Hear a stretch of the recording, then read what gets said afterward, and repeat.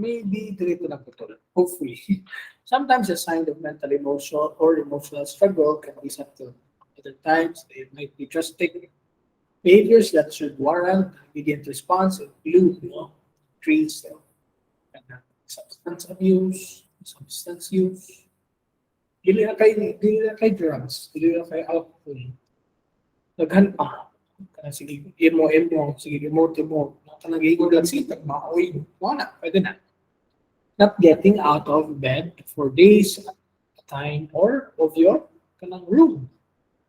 Suicidal thoughts, pwede. Or they're spending more time on their devices than ever before. They are withdrawing from activities they used to enjoy. They're more irritable, prone to a burst of their they're having difficulty concentrating or focusing on tasks.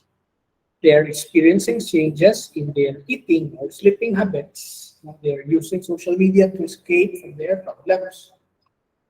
They are showing signs of depression and anxiety. Daghan pa, complex ka dyan eh.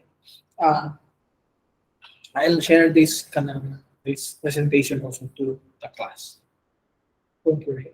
Now let's go to algorithm from examining the red flags in social media. Let's go to algorithm. Have you heard of the term algorithm? Hopefully, nakabuhog na mo ano samot na sa mga sa infotech or mga IT. Naamo kadamo ba mo ano.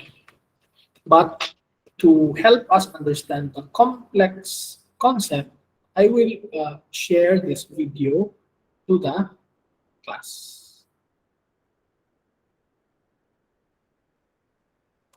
No matter what field you end up going in, it's quite likely that AI is going to have some impact on what you're doing. The potential for AI to help society is enormous. It's something that is influencing a lot of very important decisions about real humans and their lives. It could be used in education to be more of an equalizer between people. It could be used in healthcare to develop new drugs. It could be used in science to develop new technologies. And like any technology, its application will depend on how it's utilized. And at the same time, we need to think about the risks that are associated with it. The consequences are huge.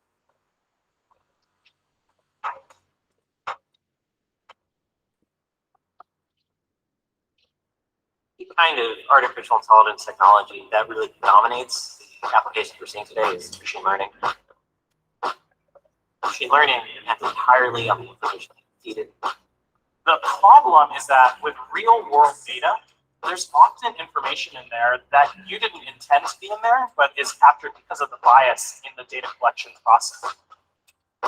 So if you're building an AI to determine who gets a home loan or who should be charged with a crime, you could definitely bubble up the racial biases that humans and our current society already does.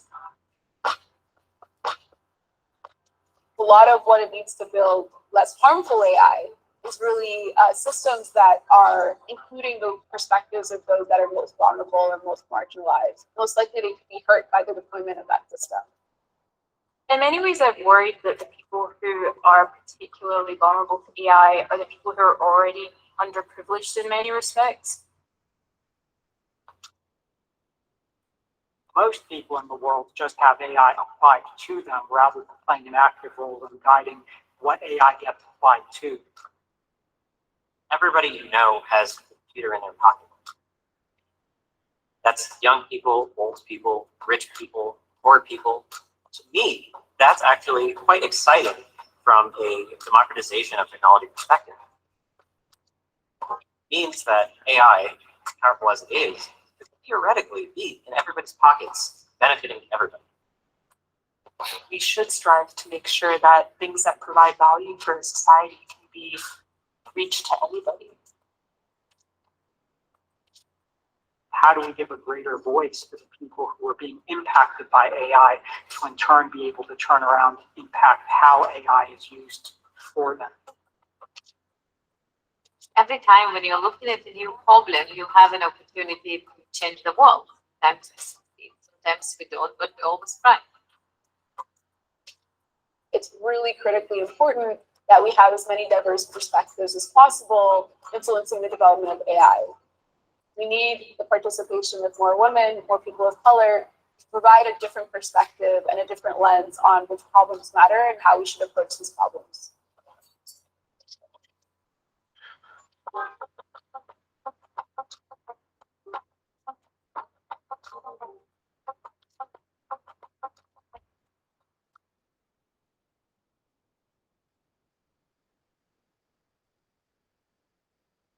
Kasi yung pinaka-significant dito sa video na nakita. So, for me, ang katong pinaka-significant katong giingon sa katong technician, ingon siya na madyo ko ng AI kay napasa Zoom ang mga trabaho kay paano siya mathematical equation man siya pag-compute ba. For example, ikaw ipag-visit og mga cooking sites, no? Kanang mga nagluto-luto, mga nagmukbang, mga yan.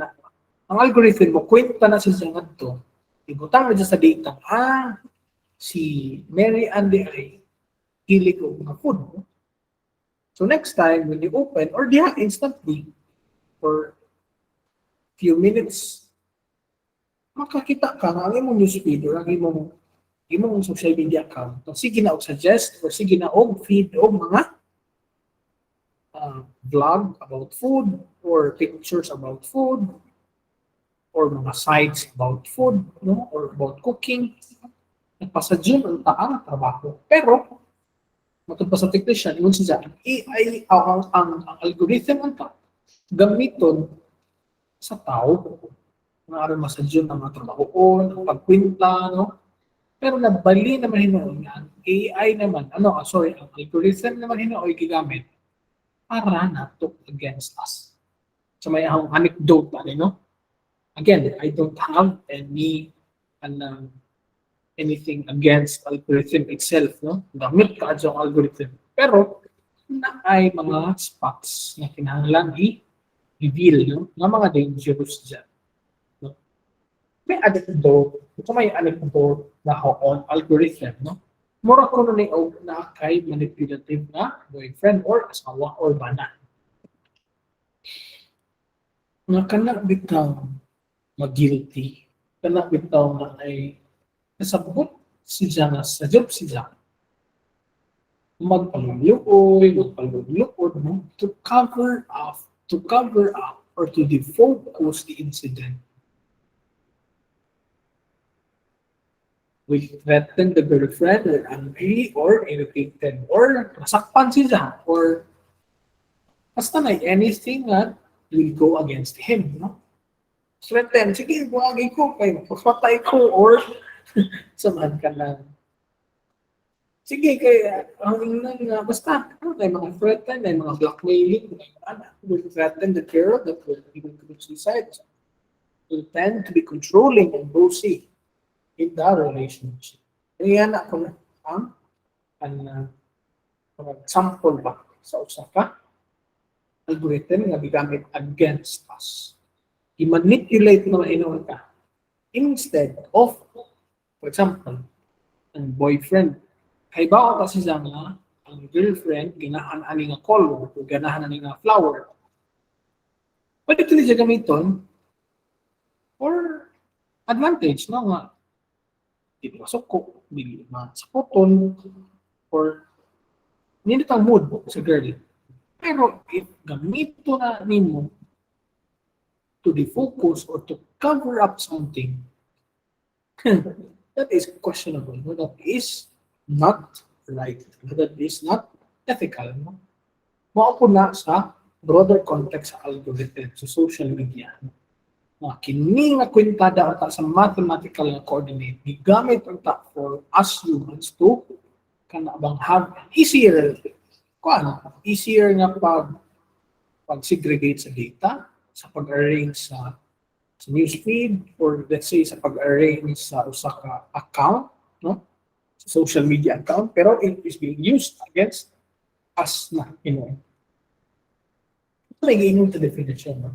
Social media algorithms are a way of sorting posts in a user's feed based on relevancy instead of published time. Mura ba og nakabantay ang algorithm or ang data, nakabantay nga sige like og mga music or sige like og mga quotes or mga saying or mga tao na ay certain type of ideology or certain type of belief or certain type of views in life.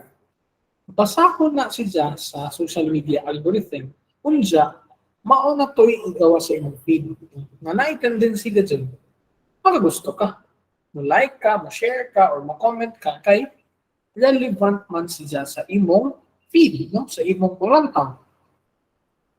Social networks prioritize which content a user sees in their feed first by the likelihood that they'll actually want to see it. So, maurong pag kanindot ng taang tudyo sa algorithm, pag kanindot ng taang ilang goal. No? Pero, chances you have been recommended videos to watch on YouTube, no? Na hanggang na. This is again based on your individual behavior. Kay para lagi, nagtudyo na magod sila, aron mo, dugay ka o tanaw sa usa ka site, or sa usa ka network, or sa usa ka account. Most stick ka ba? In other words, matrap ka, mataas imong pag-use sa mga platform. Elements such as categories, hashtags, and keywords also factor into recommended content or in any given. I checked last November 17, yes, that is yesterday, no? Facebook. Kalagi, tanaw, gusto na mo saan pag access bitaw ang data from the time of paghimo na ho ba, 2000 that was siguro 2010 or 11 na paghimo sa Facebook. So, ahon tang gusto i-access o pila ka hours ko in gamit on 2010 or 2011 or 2012. I asked my colleague, my co-teacher here in the university, I asked him, Sir James, can we access our data usage sa Facebook? And he said, no, sir, only data analyst can access it. Or, kung gusto nyo ka, you can communicate to Facebook. But the company, the Facebook, or any other social media companies, they have an access to it. Pero kung sa'y pinaka-hadlok rin sa giingon, yung si Sir James na, actually, maunay ilang buhay-buhay, no? Maunay ilang lifeline ang data. Kaya ang data, pwede mo nila ibaligya sa YouTube, pwede mo nila ibaligya sa other sites, other companies, na mo determine, mo basa kung saan nga itong algorithm. For example, ikanahan man nila mo magdugay na si Donna diri sa among site, among basahon ang ijang sa ijang gusto, kung sa'y mga tendency, kung sa'y mga likelihood na ijang i-share ni, ijang i-like ni, or dugay siya mo tanaw diri sa site. Anong ibaligya nila? Lisod na gikaadyo kung ang aim, kung ang goal unta sa company, sa usa ka business institution, ang pagpadali. Mura doon sa feasibility study. Para unta tan-awon ang strategy, but the likelihood it will be used against us. Mura bag i-manipulate na ang ato consent instead of pag-agni na to, pag-encourage na to, campaign na to, nga mo pili nila freely, but not to use data algorithm against our free will, against our right. Dili na. Kung saan na ilang ngayon, na algorithm. For example, sa newsfeed, no? Each major social media platform has its own version of the newsfeed. Lain-lain pa. Ikaw, ako, for example, ako hilig ko kanta or hilig ko mga quotes. Ang naman ka dyan, early in the morning or any time of the day when I open my newsfeed, mo'y magawas. Mo'y magawas. Unsa, malangan kasi ko sa Facebook, for example, na ako'y trabaho. Malangan kasi ko, kaya ganito naman ko sige tanaw, hala, malangan ako, sige like, or matanaw ko, kung na ako ang mga videos or ang mga reels, no? What else? Sa engagement, no? Sa engagement ba, di ka dyan. Kana bitang bag-o ka maghimo o kan Facebook, mga tanong ba ka o mga music na imong gusto, mga tao na imong gi-look up, mga brands na imong ganahan, mga libro, mga author na imong idol, no? Mga artista, mga albums na imong ganahan. No? Katong data, it will be used for our feed, no? Nga ma-engage taga diha sa social media account. What else? Time on platform. Kaya ron lagi, ma-spend o ma-add ta diha sa kanang social media platform, no? Na ay tendency nga kung pabantay yung tag napagod na or naatay targets to catch, di na mga tuman, no? Mga deadlines to finish, di na mga tiwas, no? What else? Facebook's newsfeed algorithm sa mani. Oh, marami hapon ni kanina, no? Personalized siya.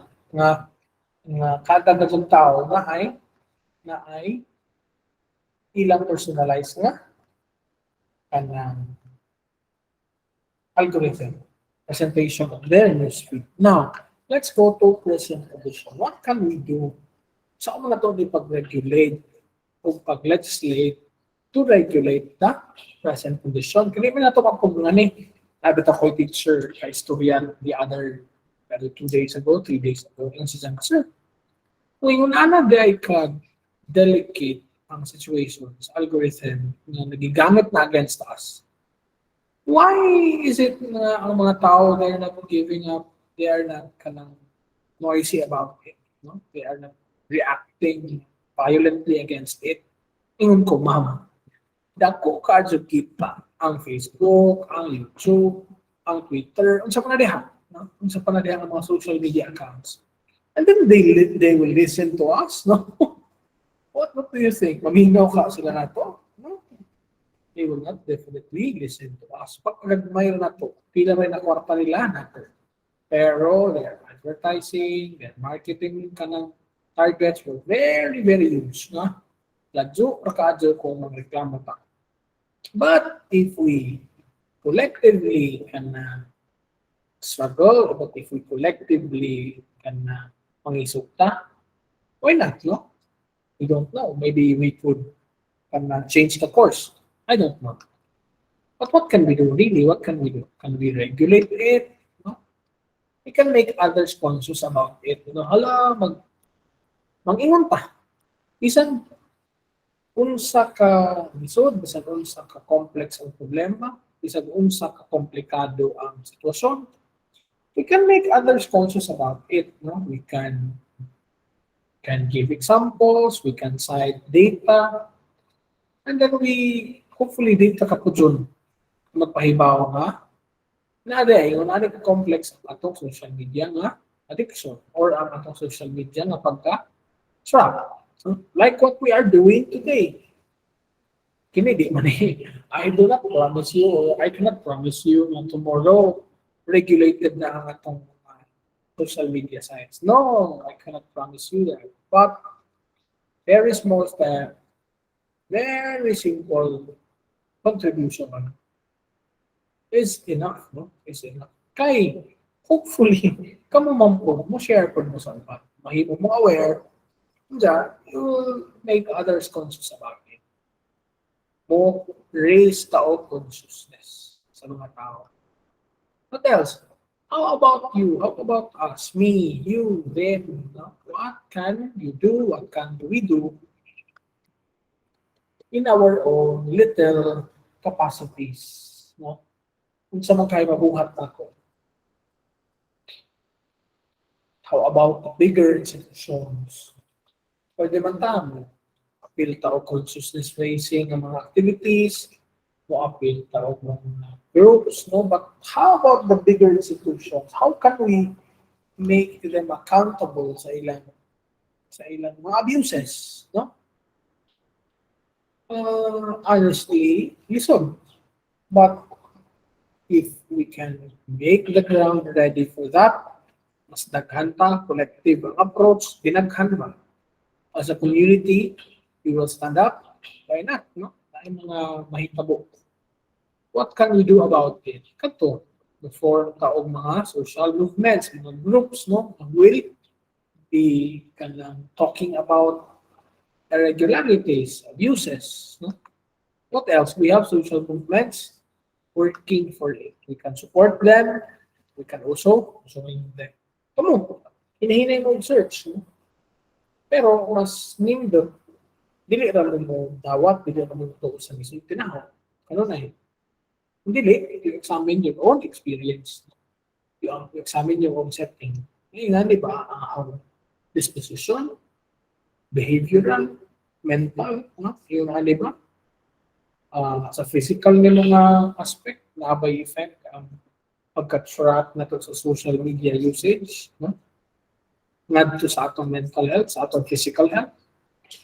Now, let's go to e-connection, electronic connection, and social fabric. What is e-connection? E-connection, minubuk na ko ang electronic connection.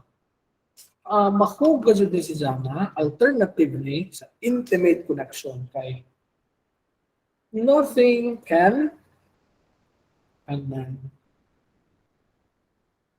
mahimong alternative. Nothing can be that enough to replace intimate connection. Wa ang gato'y pagkakatuan.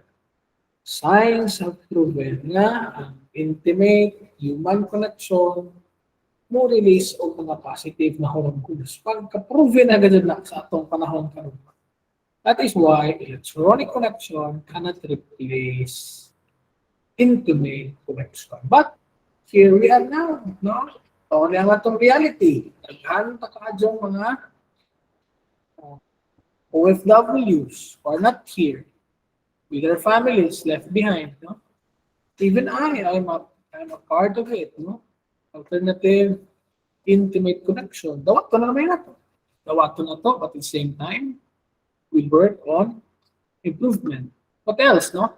Hybrid real connection. Kaya lahi mo nga doon ang real connection. Kung makinistorya ka, no, later, we'll discuss what does social fabric mean. Distorted view of connection. Kaya connection lagi is from the word connect. No mo?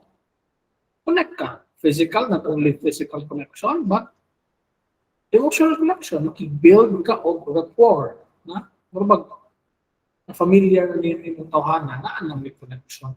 Anong may connection. Bisan pag dili mo kaputulog, tinay, di mo igsuol. Pero there is something. Sa Tagalog pa ka nang nila. May pinagdaanan. Murabag na may pinagsamahan dahil may pinagsamahan. What else? What can we do about it? Can we tolerate the alternative? Why not? No? Ato i-accommodate. Can we accommodate the present condition? Why not? No? Why not?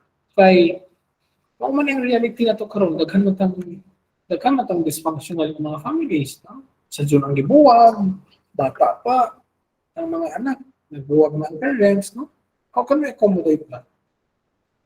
By utilizing the e-connection, no? The alternative intimate connection, by utilizing what is available, no? But not ay limits, not ay boundaries, no? Kay maapektuhan man ang human condition, maapektuhan man ang human disposition. Kay it will always be, it will never be enough. Electronic connection will never be enough to replace the intimate, the real, the tangible connection that human being need. Pagka complex na daan. And that is science-based, no? Science-based ko diba? Daghang mga chemical, release, ang human connection, intimate connection. Then, let's go to social fabric. Kung sa mga yung social fabric, social tao, no? Katilingban, or society, no? Lipunan sa Tagalog, fabric, kasi fabric, kan bang kini, fabric pala kini. Ang pagka-tahi marabag ka ng woven, marabag ang pagka-tahi sa ato, katilingban. So, ay pasabot ani. Matod pa, sa dictionary, it is a metaphor for how well the community members interact amongst themselves. If you consider all the individual members as threads, marabag ka ng mga tanod, social fabric is made by having those members interact, thus weaving the threads together. Marabag ang pagka-sumpay nato, ang pagka-interconnected nato, tanan. Pero magsugod na, your home, no? From your family, from the person who is important to us, to you. No? What else? The tighter the weave, the more frequently and positively the members interact with each other, the stronger the fabric. So, what yung metaphor? Ang metaphor na diha, itong fabric, yung weave, pag sumpay-sumpay. Kung sa kuno ka frequent, kanunay, o pagka-positive, pagka-maadyo sa members, ang interactions sa members sa usap-usap, maupong kuno ka, stronger ka ligpon sa fabric. Maupong kuno ka, ligpon sa weave, no? The looser the weave, the weaker the fabric. The more likely to tear, mga dali ra magtuspat, no? Metaphor ni, figurative, no? Figurative. For example, ay mga conflicts, no? You grew up to a dysfunctional parent, no? Kanunay maglalis, you cannot feel love, you cannot feel care, no? Ay mga conflict,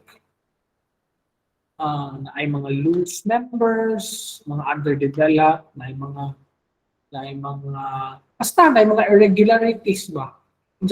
At the early age, wa na siya na resolve. At the early age, wa na siya na process. Ang affect ba na when you become adult, no? And when you become a parent yourself, no? Mo affect ba siya?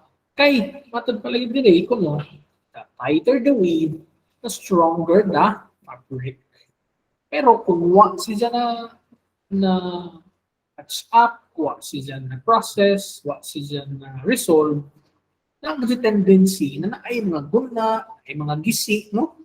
When you see a t-shirt or a polo or a malong, no? Or a jacket, ay mga gisi, ay mga diligo na pagkasumpay, it will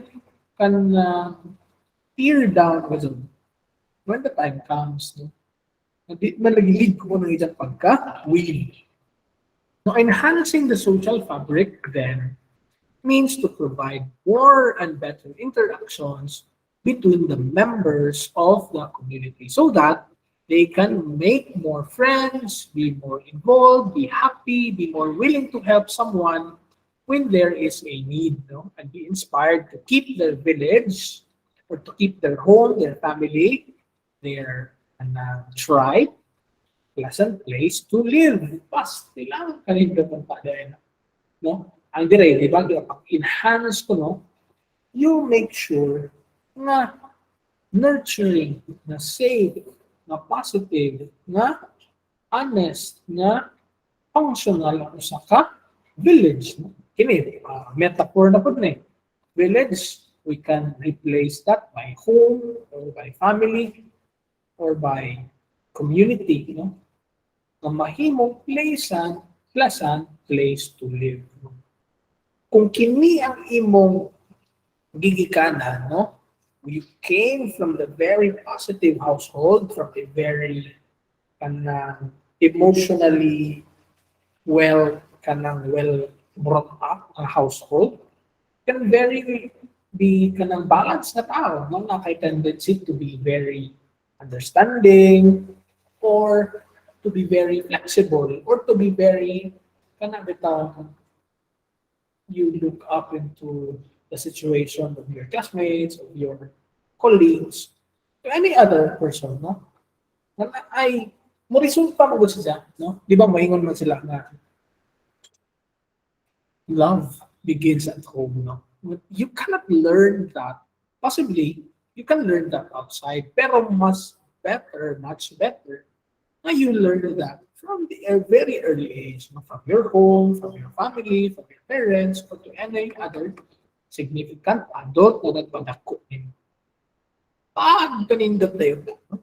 Pero, nadaot tagamay, ngadto sa atong circumstance ang atong Filipino context karong panahon na daghan malaging naglisod. So daghang napugos pagtrabaho overseas. Daghang napugos pag trabaho out of their towns, no? Out of the country, out of their provinces na mabilin sa balay, mabilin sa community ang family. So ang social fabric na to ang pagihan sa kada usa na mahimong positive, na mahimong responsive, functional na mga human beings na affected lagi. So, what can we do? What's next? Then, if that's the case, we should be more vigilant about privacy and algorithm policy of every social media account that we have. Kung ma-audit to ang context na ang social fabric, maapektuhan di ay ang social fabric, vulnerable di ay, no? We should be very vigilant. We should be very careful. No? Every privacy policy, to every algorithm private policy of every other social media accounts that we have. What else? The more we should be sharp-eyed on algorithms, policies, and accounts that undermine our consent, that undermine our right, no?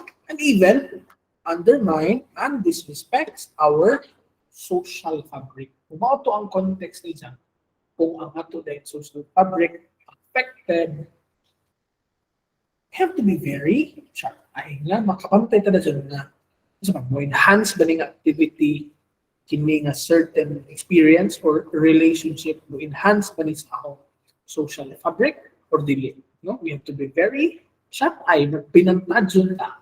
What else? The more we should be watchful towards content, social media accounts, any other activities that weakens and disrespect our social fabric. So, from looking back, I have a tendency to be very sad. Daghan na dahil kong mga kiagian na naka-weekend, no? Not only weekend, but also kanang naka-disalign, no? Sa social fabric. But as the reality, no? Nagian na to na. And we can move forward. We can move forward to commit to things and commit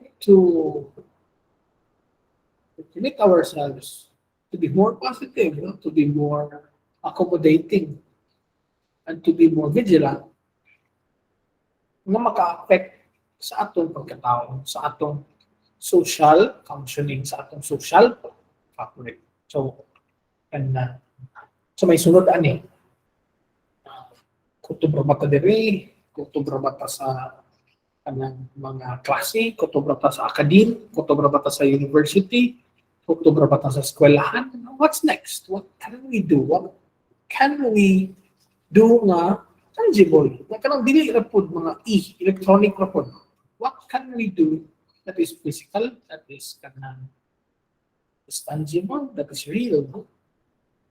Based on the trend, only ang mga mahitabo based on the trend above, Instagram is expected to grow in the coming years as some take a break from all the commotion in other platforms. Marabag ipulan na ang mga tao. They decided to consciously kanang chosen Instagram na. Kaya marabag lesser ang tao, lesser ang banha, and then sa palaing aspect, lesser ang movement, no? Simple kaadyo ang ang platform sa Instagram. No? What else? Additionally, Facebook is expected to maintain its path, but the challenge will be how it deals with the more extreme views to maintain a safe environment and protect users' dignity without compromising their right for free speech. No?